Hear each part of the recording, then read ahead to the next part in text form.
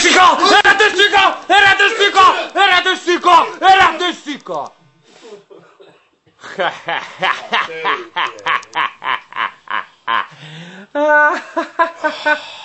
Noniin, mitäs me opetetaan tänään ihmisille?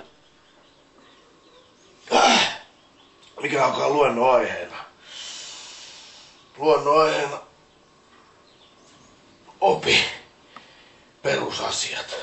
Tervetuloa Adventures Travel Schooliin, virtuaalisiin opinahjoon, jossa flipannut unilukkari takoo itsenäisen matkailun aapisen teidän visakoivuisiin ja umppiniskaisiin kalloihinne tarvittaessa vaikka tällä metallurgisella vitsalla.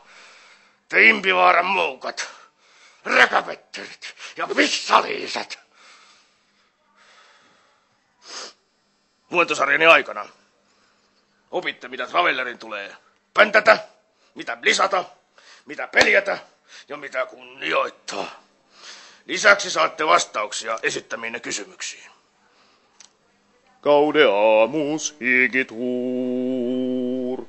juvenes dum sumus. Ensimmäisen oppitunnin aihe, hyvät Travellerin alut, on matkan suunnittelu. Niin, monet ovat meiltä kyselleet ja pohtineet paljon sitä ensimmäistä kertaansa. Ja funtsineet, minne mennä.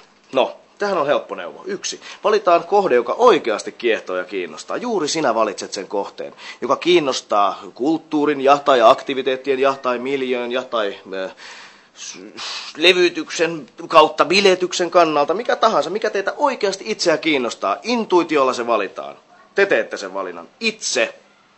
Sitten kun valinta on tehty, otetaan huomioon tärkeimmät realiteetit, eli kohteen hinnat ja sää silloin, kun on aikuis matkustaa. Ne selviävät matkamiehen postillasta ja katkismuksesta.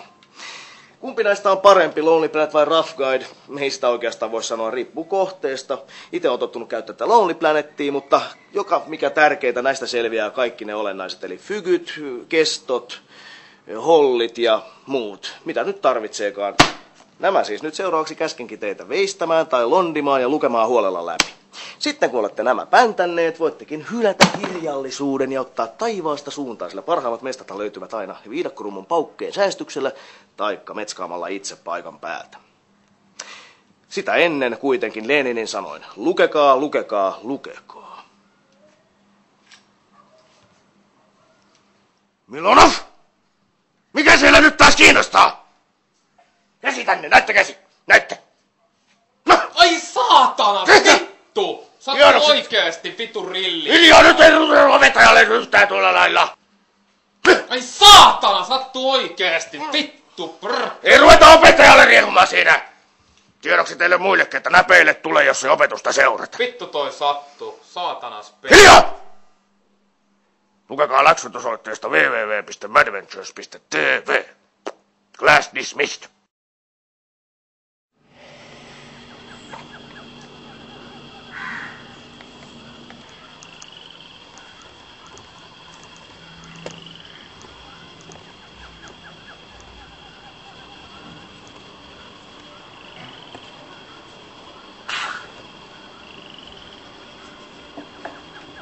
Herätyslaiskimus!